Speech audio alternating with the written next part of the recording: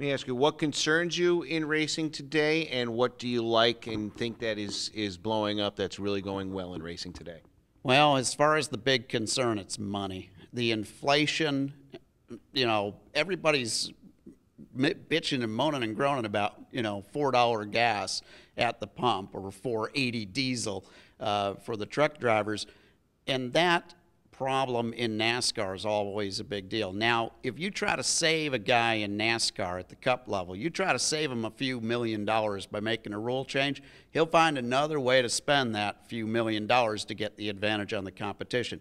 So you can't really put a salary cap in like you do in other sports. Baseball, football, you've gotten good parity by having a salary cap. The owners hate it, the big money owners hate it, but it has helped the sport even the playing field. In NASCAR, it's almost impossible to do that because there's so many ways for these guys to spend money to go testing.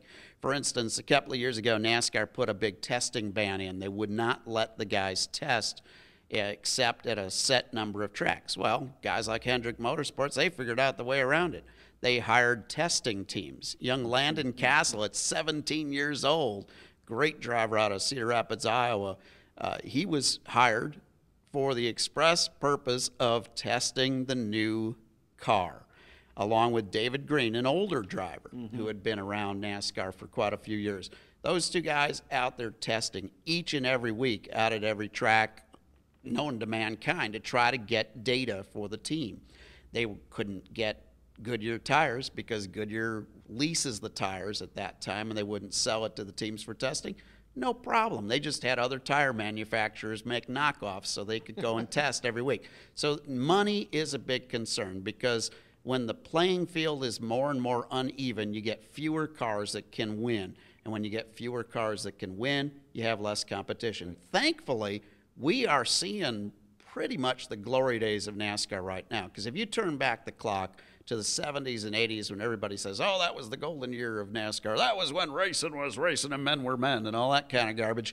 What you end up seeing is you see races that were won by 2 or 3 or 4 laps. Could you imagine if we had a NASCAR race at Daytona and the winner won by 2 laps? TV be turned off. They'd go nuts, and you would never hear the end of it. So as far as closeness of racing, we have better racing and more cars capable of winning than we've ever had before.